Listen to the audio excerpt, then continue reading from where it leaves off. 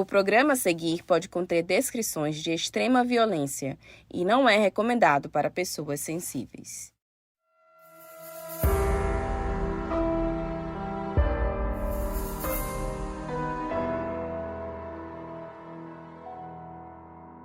Marianne Barmayer era uma mulher que não teve uma vida fácil.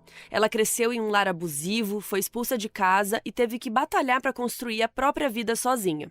Já adulta, se tornou mãe solo. E sua filha Ana era amada por todos na vizinhança por conta do seu carisma e gentileza. E quando algo horrível aconteceu com a Ana, a Marianne não viu outra alternativa a não ser resolver com as próprias mãos. Eu sou a Mabê. Eu sou a Carol Moreira. E essa é a história de vingança de Marianne Barmayer.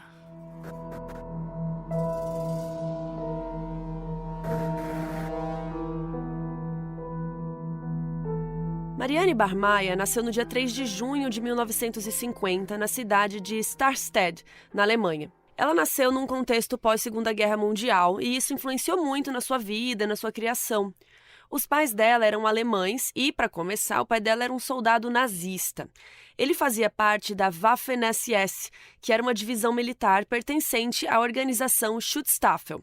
E essa Schutzstaffel, por sua vez, era uma organização paramilitar intimamente ligada ao nazismo e ao Adolf Hitler.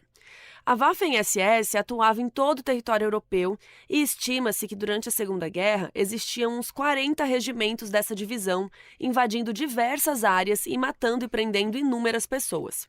Seguindo a ideologia do Hitler, de início, a Waffen-SS só permitia a participação de homens alemães que se adequassem às características físicas da eugenia nazista, e isso incluía o pai da Marianne.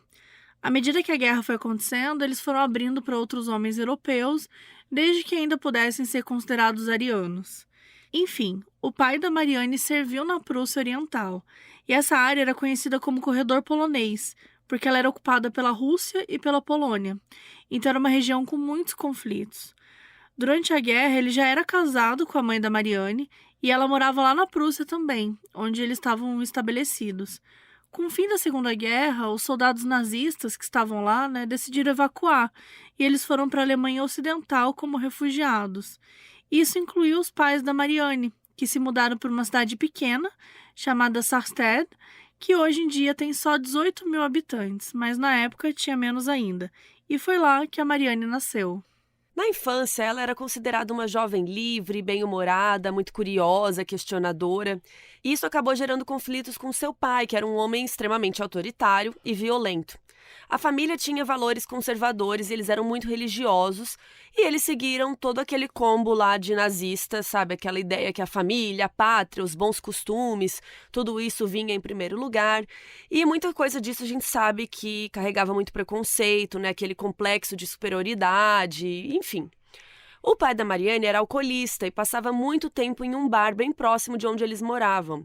E ele já era uma pessoa agressiva por natureza, e o álcool deixava ele mais imprevisível ainda. Principalmente porque a Marianne tinha a cabeça mais aberta, então ela estava sempre questionando as ideologias dos pais.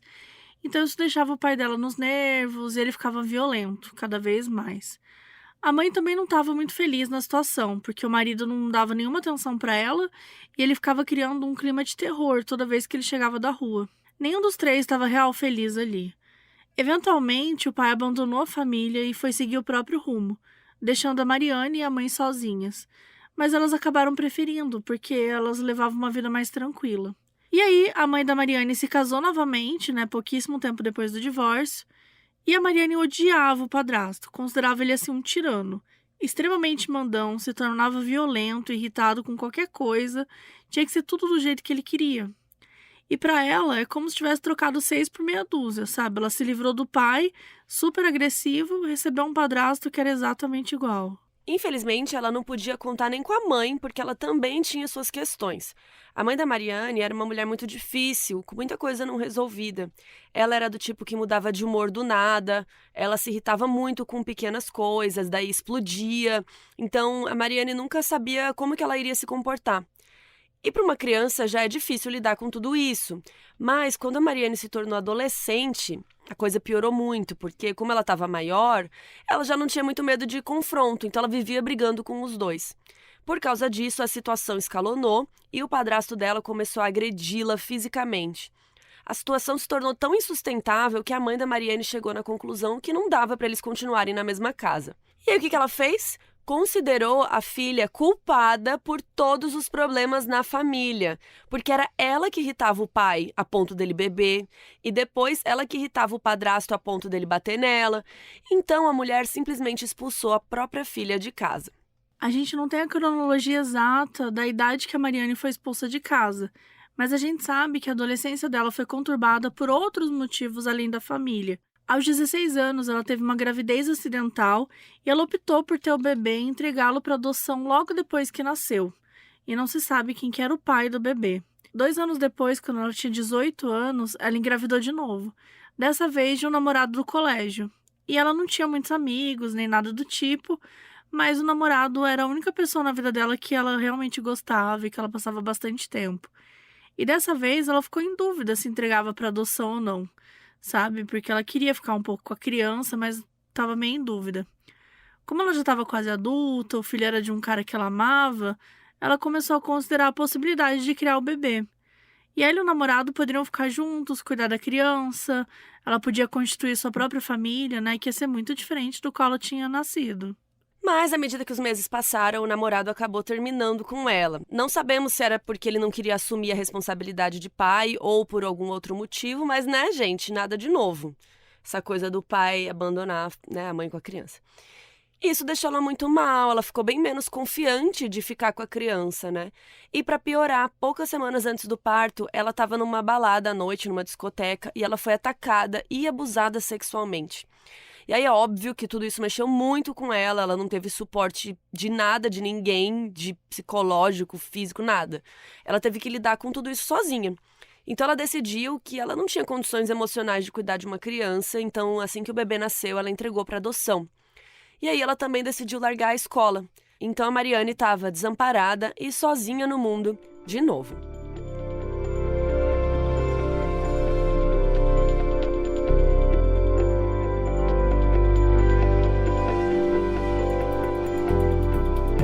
Depois de ser expulsa de casa, a Mariane precisava se sustentar de alguma forma, né? Agora que ela tinha largado a escola, ela estava com bastante tempo livre. Então ela começou a pegar vários bicos. E ela trabalhou principalmente em bar e restaurante, ou como garçonete ou como bartender. E ela percebeu que ela era boa nisso, porque esse estilo de vida combinava com ela. Ela tinha mais liberdade, os horários iam sendo combinados, né? Durante a semana, durante os períodos. Ela não tinha problema nenhum de trabalhar à noite. E sem falar que rolava muita gorjeta, assim. Então era o tipo de emprego que era bem ok pra ela, assim. E como ela trabalhava bastante à noite, muitas vezes ela não precisava resolver onde dormir. Em 1972, quando ela tinha uns 22 anos, a Mariane estava morando na cidade de Lübeck, que fica no norte da Alemanha. E ela foi para lá porque ela conseguiu um emprego num bar chamado Tipaza, que ficava no centro histórico da cidade. Então, numa região movimentada, porque tinha bastante turista. O gerente do bar se chamava Christian Berthold e ele e a Mariane se curtiam muito, então eles acabaram entrando aí num relacionamento. Naquele mesmo ano, ela engravidou pela 3ª vez. E dessa vez ela tinha certeza. Ela iria ficar com o bebê. A verdade é que ela tinha se arrependido de ter dado o último bebê para adoção e agora ela estava mais velha, mais madura, então ela estava decidida a criar bem esse bebê a todo custo. Mas o Christian não gostou muito dessa ideia, não.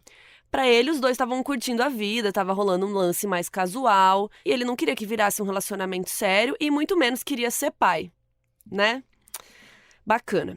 Então a Mariane decidiu ser mãe solo, porque ela tinha total capacidade de cuidar da criança. E assim, em 14 de novembro de 72, nasceu a pequena Ana Barmaia. E depois de dar à luz, a Mariane decidiu fazer uma esterilização para não poder mais engravidar. E como ela não tinha ninguém com quem deixar a Ana, ela levava o bebê para o trabalho com ela. E era bizarro, gente, o fato de que ela e o Christian ainda trabalhavam juntos e se envolviam casualmente, mas ele não assumia a função dele de pai. Ele via a filha dele lá todo dia no trabalho, passava um tempo com ela, se a Mariane precisava fazer alguma coisa, mas ele não cuidava, ele não dava nenhum suporte. A Mariane precisava contar mais com a bondade de estranhos do que com o próprio Christian. Como ela estava sempre levando a Ana, todos os funcionários e clientes do bar conheciam a bebê e achavam ela muito fofa. Mas a Mariane estava com uma dificuldade de conseguir pagar as contas, né? Porque também ela estava fazendo tudo sozinha, o pai era um merda. E aí ela teve que ir pegando mais e mais bicos, fazendo hora extra no bar. No bar que o pai trabalha, gente, isso é revoltante. Pra Que é sustentar dono, a né? filha, que é dono, exatamente. Ela tem que fazer hora extra no bar pra poder sustentar a filha. Sendo que ele podia pagar uma pensão, né? No caso. Podia dar grana, podia ajudar. ajudar, podia bancar Mas não a queria. criança, mas Não não queria ser pai, não né? queria ser pai. Mas infelizmente ela realmente não tinha com quem deixar, então a Ana cresceu naquele bar, cresceu naquele ambiente todo. Ela passou a primeira infância inteira brincando naqueles arredores e ficando à noite sentada num banco ali dentro do bar, esperando a Mariane acabar de trabalhar. As duas arrumaram depois um apartamento que ficava em cima do bar. E a Ana ficava esperando a mãe terminar de trabalhar para as duas subirem e acabava dormindo ali no meio do boteco mesmo. E desde pequena, a Mariane ensinou ela a ser bem autossuficiente e responsável, né? Porque ela não podia ficar ali cuidando dela o tempo todo. Então, por exemplo, quando a Ana estava ali na segunda infância, ou seja, entre os 3 e 6 anos, a Mariane tratava ela como uma pequena adulta. Então, ela considerava que ela era capaz de saber aonde ir, que horas voltar, com quem falar. Por um lado, a Ana se tornou uma menina muito esperta. Ela era super carismática, sociável, se desenrolava bem, conversando. Todo mundo ali na região, no bairro, conhecia ela. O bar ficava no centro histórico, então a Ana passava os dias brincando por ali. Ela falava com as pessoas da vizinhança, brincava com os bichinhos da rua e na hora de voltar, ela voltava direitinho. Além de trabalhar muito, a Mariane também gostava de se divertir depois do expediente. Então não era só terminar tarde o serviço no bar. Ela terminava, mas ela continuava lá várias horas para beber, se divertir, conversar com o pessoal. E nessa época estava rolando uma cena hippie na cidade, principalmente naquela região. Então ela saía do trabalho às vezes e seguia a madrugada dentro, né, por outros botecos, por outros points ali pelo bairro. Ou seja, a Mariane dormia muito tarde, às vezes até de manhã, né? Já era ali cedo, porque ela passava o dia inteiro dormindo e acordava lá pro fim da tarde, início da noite, para já ir trabalhar. Então, realmente, a Ana começou a passar o dia sozinha. Ela levantava, ficava na vizinhança, brincava com o pessoal, né? De noite ficava esperando a mãe no bar e às vezes acabava dormindo lá. Quando finalmente a Mariane ia para casa, ela levava a Ana já adormecida e no dia seguinte tudo recomeçava.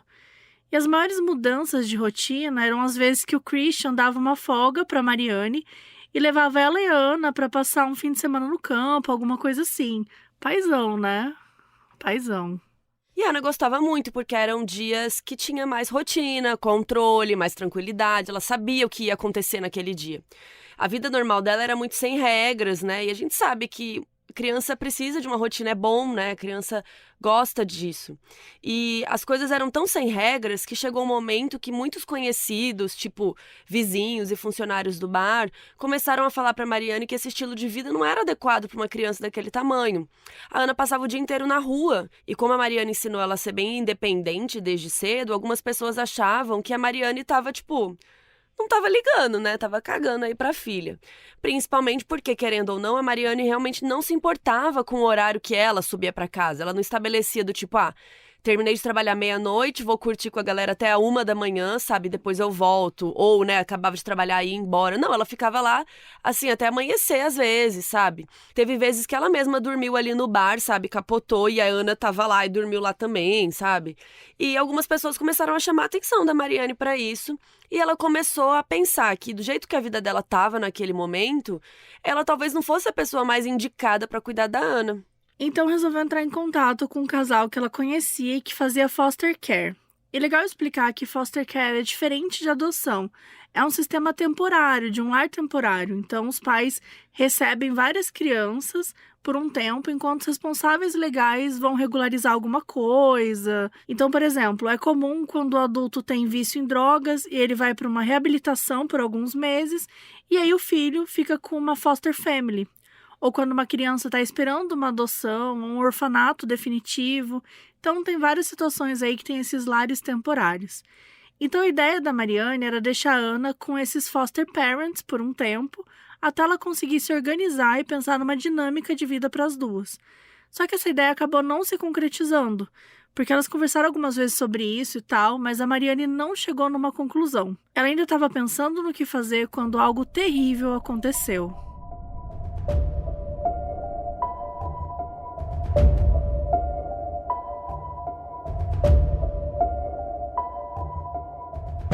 Klaus Grabowski era um homem de 35 anos que morava também em Lübeck. Na sua ficha, ele tinha vários crimes sexuais e um histórico de negligências. Tudo começou no início dos anos 70, quando ele tinha mais ou menos uns 25 anos. Nessa época, ele perseguiu uma menina de 6 anos com a intenção de abusar dela sexualmente. Só que a garotinha conseguiu fugir, então o Klaus foi correndo atrás dela. Ele conseguiu alcançá-la e a agarrou, pondo as mãos em volta do pescoço. Então a menina começou a gritar e ela gritou tão alto que as pessoas começaram a ouvir e o Klaus teve que largá-la. Ele foi encaminhado para a delegacia e acusado de tentativa de homicídio, mas acabou recebendo liberdade condicional. Então, 2 anos depois, ele estava 100% livre e ele voltou a procurar vítimas. Em 75, ele abusou sexualmente de 2 meninas e foi pego de novo pela polícia. Ele foi julgado e um psiquiatra fez várias entrevistas com ele para definir qual que era a questão do Klaus. Quando chegou no julgamento, o psiquiatra apresentou um laudo explicando que o Klaus tinha um vício em sexo que se manifestava especificamente com crianças e que ele tinha noção do que o que ele estava fazendo era errado, mas que ele não conseguia parar, porque essa questão adictiva impedia ele de raciocinar e não fazer aquilo. Com esse laudo, o Klaus foi considerado inimputável, então ele não podia ir para um presídio, porque em teoria ele não tinha controle pelos seus atos. Então ele tinha que ser mandado para uma clínica especializada em tratar de criminosos com compulsões sexuais. Depois de um tempo detido, ele recebeu 2 opções. Ele podia aceitar ser castrado quimicamente, e aí poderia sair em liberdade, ou ele teria que continuar detido lá por anos. O Klaus escolheu ser castrado, ele assinou todos os documentos e assim foi feito. A Alemanha é um dos países que aceita e utiliza a castração química como maneira de lidar com crimes sexuais, então foi tudo feito dentro da lei mesmo. E é importante a gente falar da diferença, né? Porque a castração na sua forma clássica, entre aspas, é quando você remove o órgão sexual da pessoa, né? Mas a castração química é o que é permitido lá na Alemanha e em vários países. A castração química não é isso. Ele não teve o pênis removido. O que eles fazem é colocar a pessoa com algum tipo de fórmula. Então, no caso dele, injetaram estrogênio, não esteroide, para diminuir a testosterona nele e, por consequência, diminuir a vontade sexual dele. Só que a castração química é um assunto polêmico, né? Principalmente na sua suposta eficácia na diminuição de estupros. Muitos profissionais de psicologia e de psiquiatria apontam que estupro não é sobre sexo propriamente, é sobre a dominação, é sobre o sentimento de poder, né? Existem casos de homens que têm a castração clássica, sem pênis mesmo, e ainda assim continuam estuprando com objetos, com as mãos. Enfim, e olha que isso é algo definitivo, enquanto a castração química, que foi o caso do Klaus, ainda é algo reversível. De qualquer modo, ele foi quimicamente castrado e saiu da clínica em 76, não muito tempo depois dele ser preso. E a essa altura, ele já estava com 30 anos. 2 anos se passaram, em 78, o Klaus não estava dando nenhum sinal de voltar a cometer crimes. Ele entrou então com um pedido na justiça para receber permissão para fazer um tratamento hormonal e ter a sua castração química revertida. Ele deu 2 argumentos. Primeiro, que ele conseguiu comprovar que a castração deixou ele com efeitos colaterais físicos. A gente não conseguiu encontrar aqui nas nossas pesquisas quais eram esses efeitos especificamente, mas só para vocês terem uma ideia, alguns efeitos conhecidos da castração química, a depender do hormônio que foi utilizado, são aumento de peso, fadiga, diminuição da densidade óssea e um aumento do risco de doenças cardiovasculares. O segundo motivo é que ele tinha ficado noivo e que ele e a noiva queriam se casar e constituir uma família, só que a castração química atrapalhava ali na reprodução porque estava diminuindo a testosterona dele. Enfim, então ele fez um pedido na justiça e conseguiu aprovação, então ele começou um tratamento com um urologista. Em março e abril de 80, quando o Klaus estava com seus 35 anos, ele recebeu então testosterona e também receitaram para ele alguns comprimidos para ele tomar em casa.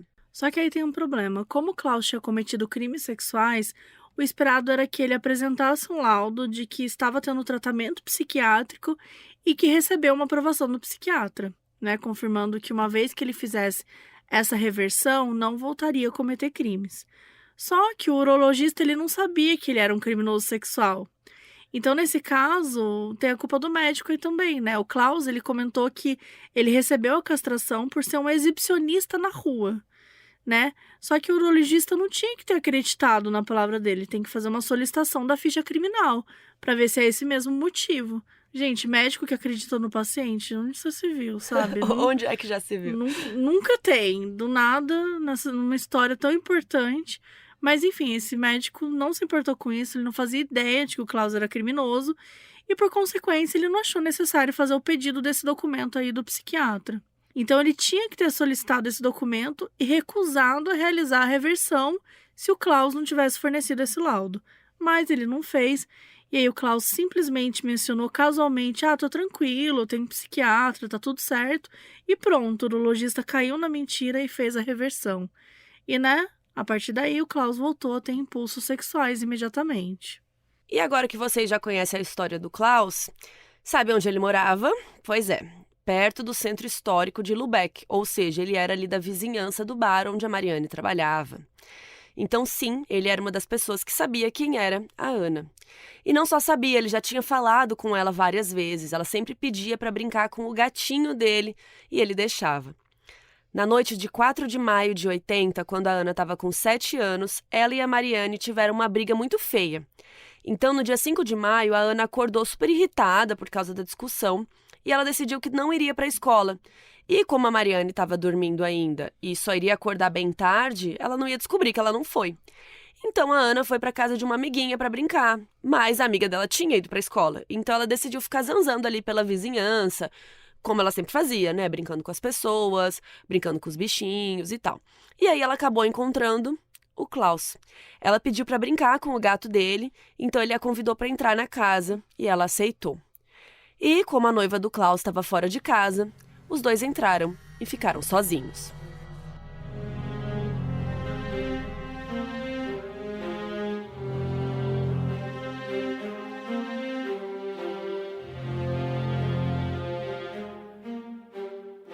E não existe um relato, algo escrito, assim, sobre tudo o que aconteceu nas várias horas que Ana ficou na casa do Klaus.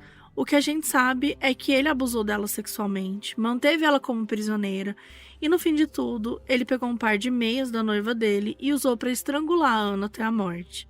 Aos 7 anos de idade, aquela menina tinha perdido a vida. Assim que a noiva chegou em casa de noite, o Klaus contou imediatamente para ela o que tinha acontecido. Ela ficou horrorizada e foi embora direto para a delegacia. Ela chegou nervosa e assustada e contou que o noivo tinha assassinado uma menina de 7 anos. Então, claro, a polícia foi imediatamente para lá. Enquanto isso, o Klaus estava sozinho de novo em casa. Então, com muita calma, ele embalou o corpo da Ana numa caixa de papelão, colocou na bicicleta dele, foi pedalando até as margens de um canal, fez uma cova bem rasa e a enterrou. E ele deixou um bilhete na casa dele para a noiva, dizendo para ela não abandoná-lo, que era para os dois se encontrarem mais tarde naquele bar que eles sempre iam juntos. E aí, quando a polícia chegou na casa dele, o Klaus já não estava mais lá, mas a polícia encontrou o bilhete, então eles foram direto pro bar. E assim que o Klaus chegou, ele foi preso imediatamente. Ele foi levado para a delegacia e começou o interrogatório, no qual o Klaus contou a sua versão dos fatos. Olha só. Ele disse que a Ana foi lá na casa dele para brincar com o gato mesmo, então assim, não foi ele que tentou atraí-la. Quando ela já estava lá, ela supostamente tentou chantagear o Klaus, um homem adulto, e disse que queria um dinheiro e que se ele não desse, ela mentiria para a mãe dela que o Klaus tentou tocá-la de maneira inadequada. O Klaus ficou muito puto e com medo dela realmente fazer isso, porque como ele tinha o histórico, na ficha e tal, então todo mundo acreditaria na Ana e ele voltaria para a prisão. E com isso a sua noiva o deixaria. E ele ainda ficou ofendido com a vergonha que era ser chantageado por uma garotinha. Tudo isso de acordo com ele, né? Porque é claro que uma menina de 7 anos vai ter toda essa cabeça para fazer um negócio desse. Mas enfim, numa hora que a Ana estava sentada, ele viu um par de meias da noiva e usou para estrangular. E a Ana teria reagido e acabou caindo da cadeira. E aí a luta seguiu no chão, mas como ele era mais forte, ele conseguiu matá-la. E ele garantiu que não tinha tido nenhum tipo de abuso sexual. E depois de contar a sua versão da história, o Klaus revelou onde estava o corpo da Ana e a polícia foi lá e encontrou. E uma coisa que chamou a atenção dos policiais é que a maneira como o papelão tinha sido amarrado era bem delicado, era bem organizado. O Klaus não tinha tido pressa nenhuma para se desfazer do corpo. Ele fez tudo com calma. Mas e a Mariane enquanto isso? No dia 5 de maio, quando ela acordou, a Ana não estava mais em casa. Em teoria, a Mariane achava que ela tinha ido para a escola e ela imaginou que depois disso ela ficaria rodeando ali pela vizinhança como sempre. Então ela levantou e foi seguir a vida. À tarde, ela deu uma entrevista para um jornal local porque o carro dela era todo customizado, cheio de pinturas e tal, e isso tinha chamado a atenção de um jornalista que pediu para entrevistá-la. Então ela deu a entrevista e voltou para o apartamento, e ela olhou lá e percebeu que a Ana ainda não tinha voltado. Foi aí que ela começou a ficar meio preocupada, mas ela sabia que a filha estava chateada por causa da briga delas e tal. Então ela falou, às vezes ela não estava afim, né, de voltar para casa, então ela esperou anoitecer. E como a Ana não apareceu, ela foi na polícia relatar o desaparecimento. Nessa altura, é provável que nem mesmo a noiva do Klaus tivesse ido na delegacia ainda, porque a polícia só emitiu o alerta para o sumiço da Ana depois. A Mariane foi pro bar, né, pro apartamento, trabalhou e dormiu normalmente. E no dia seguinte, né, ela acordou e a filha não estava lá. A Mariane achou que a filha estava fazendo isso de propósito, que tivesse passado a noite na casa de uma amiga, para deixá-la, sei lá, preocupada, assim, como forma de punição pela briga. Então, naquela manhã, a Mariane foi atrás das amigas, da família dos amigos da Ana, e ninguém fazia ideia de onde ela estava. E o pior de tudo, ninguém tinha visto ela no dia anterior também. Então, a Mariane começou a ficar desesperada, ela estava muito preocupada. Assim que a polícia interrogou o Klaus e encontrou o corpo, eles entraram em contato com a Mariane e revelaram que a Ana tinha sido assassinada. Aos 29 anos, a Mariane Barmaier tinha perdido sua filha. Os policiais pediram para ela ir para o necrotério e reconhecer o corpo, mas a Mariane não tinha forças para fazer isso, ela se recusou a fazer esse reconhecimento. E ela ficou destroçada, né? Ela experimentou todos os tipos de sentimentos de forma muito intensa, né? Ela ficou com raiva, ficou com tristeza, ficou com culpa. Ela se culpou por considerar que não foi presente o suficiente, por deixar sua filha ficar andando desprotegida pela rua, interagindo com estranhos. Ela se culpou que a última vez que elas se viram, elas tinham brigado, ela não tinha pedido desculpas. E aí ela tirou forças, não se sabe de onde, né, para conseguir organizar o funeral. E ela queria que fosse algo diferente, ela não gostava de coisas muito tradicionais e tal. Então teve a missa e na hora de tocar uma música, ela escolheu uma música do Pink Floyd. E aí os meses foram passando e a situação não estava melhorando. Ela tentou elaborar o luto de várias formas, inclusive com muitas reações físicas, assim. Foram muitas vezes que ela estava em algum lugar público e ela teve algum tipo de crise, ela começava a gritar, começava a ficar desesperada. Foi tudo muito, muito, muito difícil para ela. O pessoal do bar fez o melhor que pôde, reduziu os turnos dela, deu o máximo de apoio possível, até porque todo mundo era amigo ali também. Mas a única coisa que poderia trazer um pouquinho de paz para Mariane era algo que ainda estava a meses de distância, mas que chegou, que era o julgamento.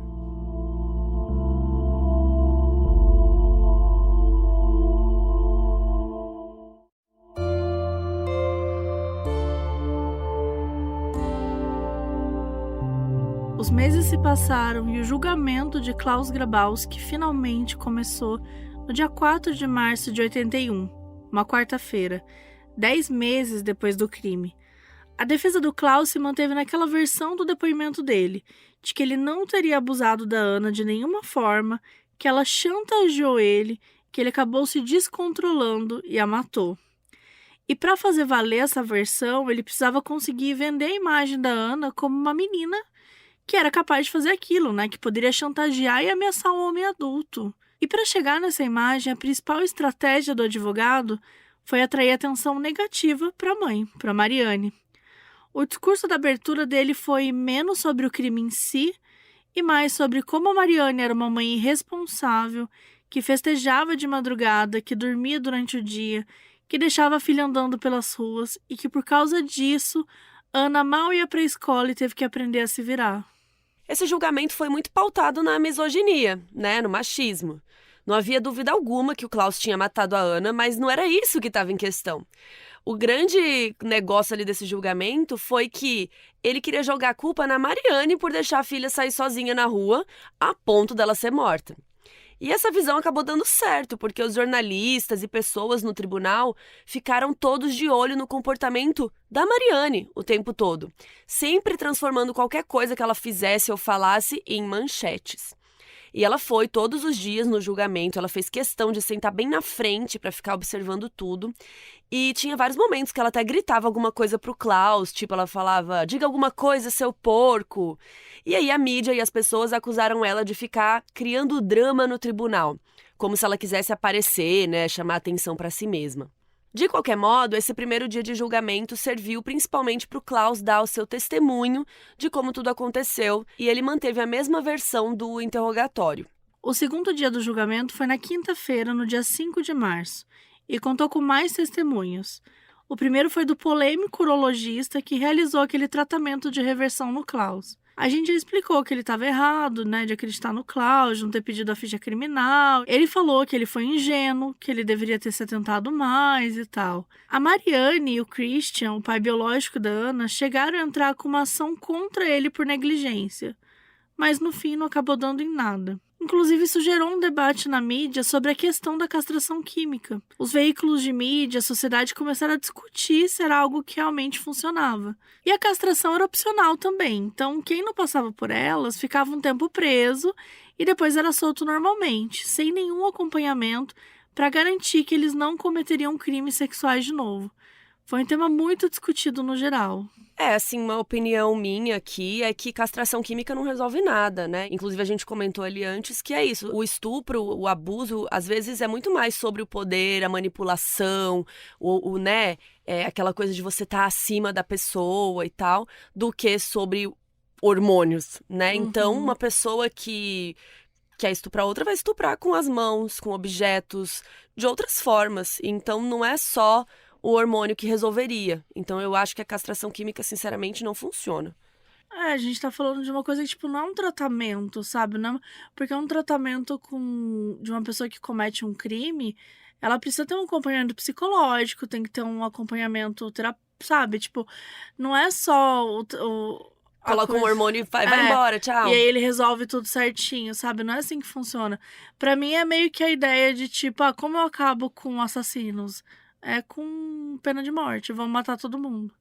E pronto, sendo que não funciona, sabe? Os países que usam pena de morte não funciona, entendeu? E é olhar as estatísticas disso, o quanto que a castração química de fato fez isso acabar, entendeu? O quanto que isso diminui os abusos sexuais. A gente precisa lidar com isso lá na fonte, a gente precisa fazer muitas coisas antes de simplesmente dar uma solução que não me parece que resolve muita coisa, não. Então, acho que a gente tem que olhar para outros caminhos, assim. Eu até achei uma matéria aqui de um urologista e professor da UNB, o Eduardo Ribeiro, ele falou assim: o que acontece é que o impulso sexual do indivíduo diminui, mas o interesse continua. Em casos de estupradores, não é apenas uma questão orgânica, o problema também é intelectual. É claro que a castração não cura, não transforma a ideologia. Mesmo sem ereção, o agressor pode praticar violência sexual de outras formas. Então é isso, né? Não adianta simplesmente fazer isso e ir embora, né? Enfim. Mas é um debate realmente longo aí. Enfim. Além do urologista, o tribunal também ouviu o testemunho do policial que encontrou o corpo da Ana. Ele contou que o corpo estava amarrado de uma maneira muito delicada, e isso intrigou todo mundo na corte, justamente porque passava essa ideia de que não foi um crime feito do nada, de maneira intensa e repentina, e sim algo que ele fez com muita calma, com muita certeza. No final desse segundo dia, a Mariane prestou atenção numa conversa que ela não tinha permissão para ouvir, que era entre o juiz e o advogado de defesa. Ela pegou a conversa pela metade, mas ela conseguiu interpretar ali que no dia seguinte o Klaus daria outro testemunho. E quando ela ouviu isso, ela ficou muito irritada, porque ela já tinha escutado ele culpar a filha dela uma vez e ela não aguentaria ouvir tudo isso de novo. Nesse momento, ela lembrou da própria infância e de como ela era culpabilizada pelos pais, pelo padrasto, sendo que eles que eram violentos com ela. E ela ficou com muita raiva e decidiu que as coisas não ficariam assim. Ela não confiava na justiça, não confiava na mídia, então ela decidiu resolver essa situação com as próprias mãos.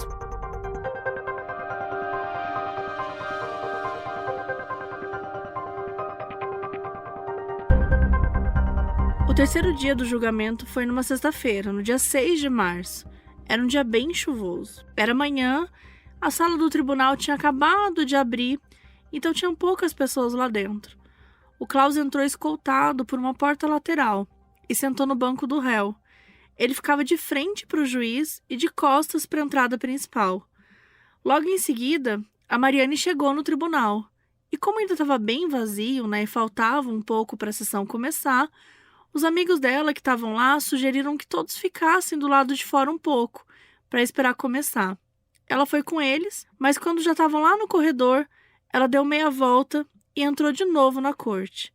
Ela caminhou com muita calma em direção ao Klaus e, de repente, tirou da bolsa um revólver Beretta calibre 22. Com apenas alguns metros de distância, ela atirou no Klaus por trás. Foram 8 tiros seguidos e muito rápidos, a ponto de ninguém conseguir impedir. Ele foi atingido várias vezes nas costas e tropeçou, caindo no chão. Todo mundo que estava ali ficou chocado, incluindo o Christian, que não tinha ideia do que ela faria. Um policial andou em direção a Mariane para detê-la, mas ela mesma jogou a arma para longe e se entregou. E ela estava com uma aparência muito tranquila. Ela disse que queria muito atirar na cara do Klaus, mas infelizmente atingiu as costas, e que ela esperava que ele estivesse morto. Ela foi levada e o Klaus foi socorrido pelas pessoas que estavam lá. Chamaram um médico, mas ele acabou morrendo antes. Então, aos 36 anos, o Klaus Grabowski estava morto e aos 30, a Mariane foi presa. E tem um vídeo que circula na internet que seria do suposto momento que a Mariane atira no Klaus. Muitos sites, muitos perfis nas redes sociais reproduzem esse vídeo como se fosse algo real, mas não é. É uma cena de um filme que fizeram sobre esse caso lá na Alemanha. O filme chama No Time for Tears, o caso Bachmeier, e lançou anos depois. Se vocês quiserem assistir essa cena, a gente coloca o link lá no nosso site modusoperandipodcast.com.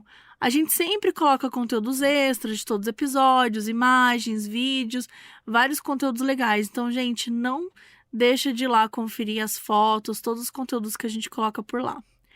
Inclusive, um que vale a pena comentar também é um podcast em inglês chamado The Evidence Locker, que foi muito útil para esse episódio. Eles conseguiram umas informações bem legais que não tem em nenhum outro lugar. Então, quem entender inglês e quiser um complemento, a gente também vai colocar o link para esse podcast lá no site. No mesmo dia em que o Klaus foi morto, a Alemanha não falava de absolutamente mais nada. A notícia tomou conta da mídia numa proporção enorme e todo mundo tinha uma opinião a respeito. Uma grande parte da população criou empatia pela Mariane e demonstrou apoio. Tanto que começaram a mandar flores para ela e aconteceu tipo uma vaquinha coletiva ali para pagarem os advogados dela. Conseguiram juntar para ela por volta de 100 mil marcos alemães, que equivalem a uns 280 mil reais por aí, para ela pagar todas as despesas do futuro julgamento. O clamor popular fez com que a Mariane fosse libertada em pouquíssimo tempo, e foi definido que ela ia esperar o julgamento em liberdade. O público estava do lado dela porque era uma questão que toca de maneira muito pessoal em todo mundo, gente? No geral, os alemães que tinham filhos entendiam a raiva dela e essa necessidade de fazer justiça com as próprias mãos. E a mídia estava amando também. Uma mulher jovem, bonita, protagonizando uma história de assassinato e vingança com um quê de debate social, era o prato cheio para a mídia, Eles venderam muito, mas muito jornal com a cara dela estampada na capa. Quem se ferrou nessa história foi o pessoal da promotoria, que precisava montar um caso contra a pessoa mais querida da Alemanha naquele momento. Eles decidiram que não iriam aliviar nada pela pressão popular e a acusaram de homicídio premeditado, porque para eles tinha sido algo planejado, não foi algo ali do momento. E o que mais motivou eles foi que no momento em que a Mariane atirou, o Christian, o pai da Ana, ele estava lá no tribunal e ele falou: ela realmente fez isso. Como se fosse algo que ela já tinha dito para ele que iria fazer, mas ele não tinha acreditado. Se ela realmente tinha conversado com o Christian sobre isso, então realmente era um crime premeditado. A polícia foi lá no bar Tipaza investigar e descobriram que ela tinha comprado a arma já fazia um tempo e disseram que ela praticava com a arma no porão do bar. Enquanto isso, a Mariane estava respondendo em liberdade, mas em agosto de 81, depois de 6 meses do que tinha acontecido, a polícia começou a ficar com medo de que ela pudesse fugir. Então ela foi detida e assim permaneceu até o julgamento. Foram 15 meses presa e nesse meio tempo relatos dizem que ela tentou tirar a própria vida 5 vezes. O fato é que ela não estava bem e vários psicólogos e psiquiatras fizeram pedidos na mídia para que ela fosse libertada. Lá no presídio, mandaram os próprios psicólogos do tribunal para conversar com ela, mas a Mariane era muito fechada, ela não se abria por nada. E aí o tribunal decidiu que ao invés de ficar num presídio, ela tinha que ir para uma clínica psiquiátrica e esperar o julgamento lá. Então assim foi feito. E lá ela se sentiu mais segura e começou a se abrir mais com os profissionais.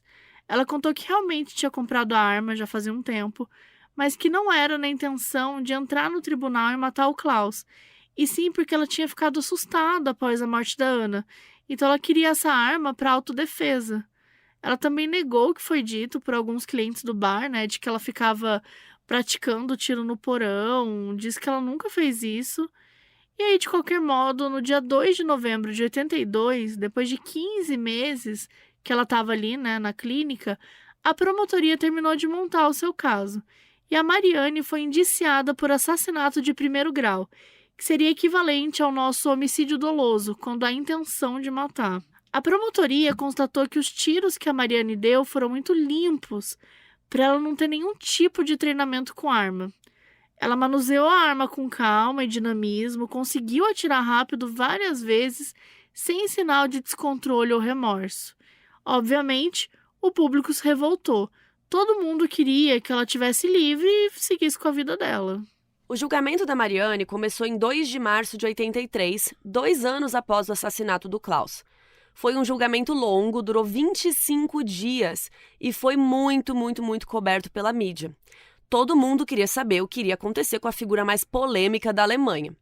Para vocês terem noção, tiveram que mudar o lugar que estava previsto para um maior, porque centenas de pessoas apareceram para assistir. Tinha principalmente muitas mães no tribunal, estavam lá para demonstrar apoio para Mariane. E ela sabia disso, então ela não deu nenhum passo em falso que pudesse prejudicar a sua relação ali com o público, com a sociedade. Ela sorria para as fotos, ela era simpática com as pessoas que tentavam ali conversar com ela. Ela mantinha essa imagem bem acessível para o público, né? Para a galera não se voltar contra ela. Inclusive, tinha uma parte da mídia e das pessoas que achava ela muito forçada, como se ela fosse uma celebridade, se divertindo com os fãs, ao invés de uma mãe de luto. Mas a gente sabe, né, que nunca tá bom. Sempre as pessoas criticam, né? Se ela tá rindo, tá ruim. Se ela tá chorando, tá causando drama. Então, assim, é o famoso tanto faz, porque não adianta o que você faz que todo mundo vai reclamar. Então, a principal estratégia da promotoria, que acusa, foi justamente tentar destruir essa imagem de mãe protetora e tal que ela foi adquirindo na mídia. Eles expuseram várias evidências de negligência com a Ana, inclusive inúmeros relatos sobre como o bar era um lugar perigoso, frequentado por pessoas indecentes, que lá não era um lugar para criança. E a mídia, obviamente, né, reproduziu bastante isso e um monte de gente começou a ir no bar para tentar conversar com o pessoal que trabalhava lá. As pessoas estavam obcecadas com esse caso, queriam participar, queriam ter informações que mais ninguém tinha. Não sei se vocês já viram por aí caso que as pessoas se metem, invadem um lugar. Nunca vi, menina. Meu Deus, né? Nunca aconteceu. Mas enfim, já a defesa da Mariane, né, tinha como principal objetivo provar que ela não tinha planejado o assassinato do Klaus, que foi um momento de fraqueza que aconteceu ali na hora. Inúmeras testemunhas foram ouvidas e, infelizmente, a gente não encontrou nenhum relato detalhado dessas informações. Mas uma coisa que ajudou muito a defesa é que teve uma pessoa que estava no tribunal no dia que a Mariane atirou no Klaus e disse que naquele dia ela tinha chegado normal e aí que ela tinha visto uma pasta de evidências que tinham várias fotos do túmulo da Ana. E a testemunha interpretou que isso fez com que a Mariane tivesse algum gatilho e só depois atirasse. Ela já tinha arma na bolsa pela tal questão da autodefesa e só fez tirar ela ali na hora e atirar sem pensar previamente nisso.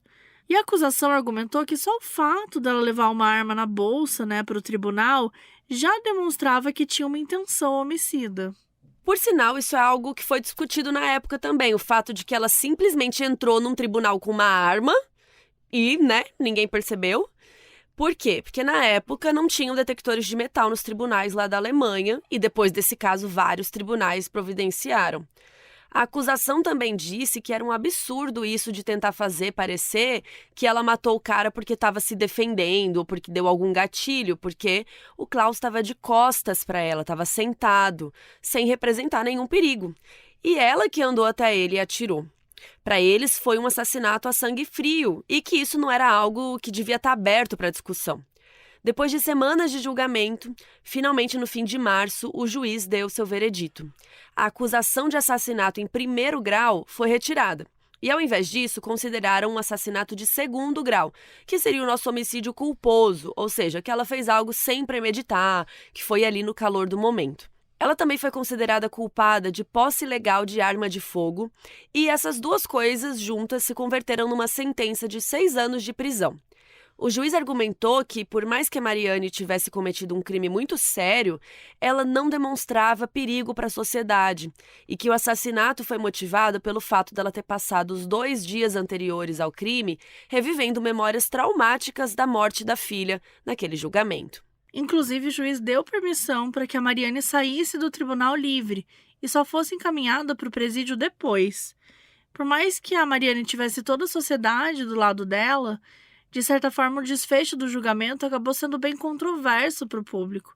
Foi feita uma pesquisa de opinião na época e os resultados foram que 28% dos entrevistados acharam que a sentença foi correta e proporcional ao crime, 27% acharam que foi uma sentença dura demais, 25% acharam que foi uma sentença leve demais e 20% não conseguiram formar uma opinião a respeito. De qualquer modo, a sentença estava dada. Mas desses 6 anos de pena, a Mariane acabou cumprindo só 3, contando parte que ela já tinha ficado presa enquanto aguardava o julgamento. Desses 3 anos, 1 ano e meio foram numa clínica psiquiátrica e o resto num centro de detenção. Em junho de 1985, aos 35 anos, a Mariane Barmaier saiu da prisão.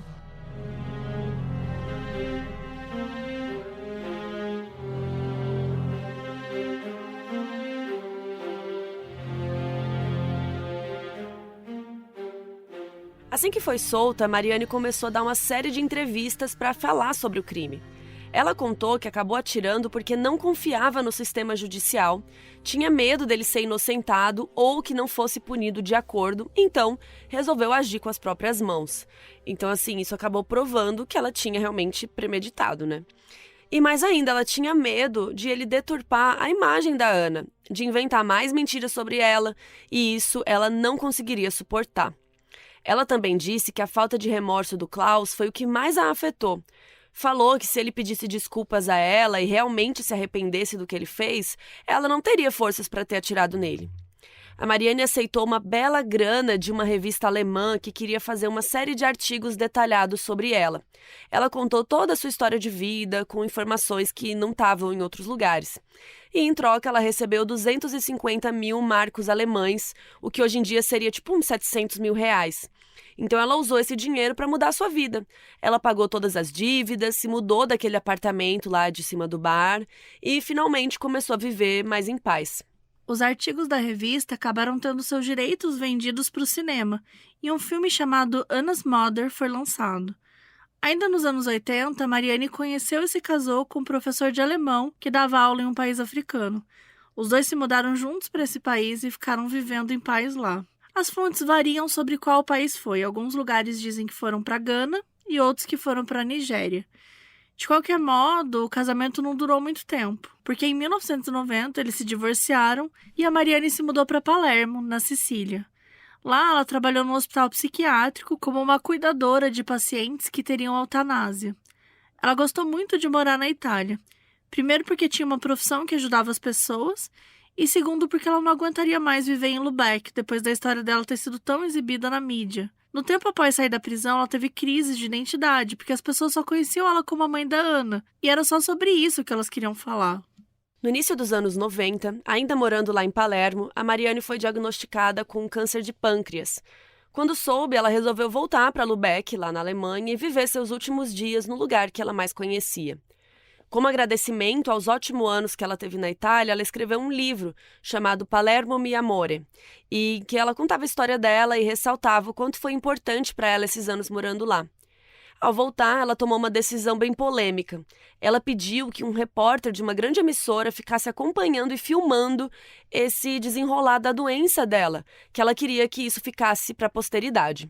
Isso chocou bastante o público. Teve muita gente que considerou que ela queria chamar a atenção nos últimos dias de vida, que tinha se tornado dependente da empatia do público e queria isso até a morte. Independente de quais foram os motivos que levaram ela a fazer isso, em 17 de setembro de 1966, aos 46 anos, a Mariane Barmaia faleceu em decorrência do câncer. O último pedido dela foi ser enterrada em Palermo, o lugar que deu tanta paz para ela.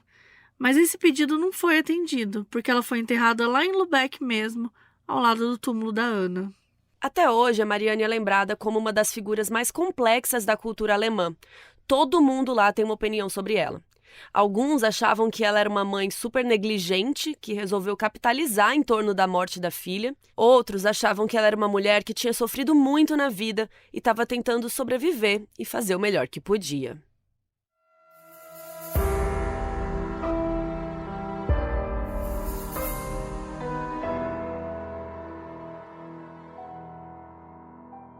O aviso no início desse episódio foi gravado pela Ariane Epperson, que é nossa apoiadora na Aurelo.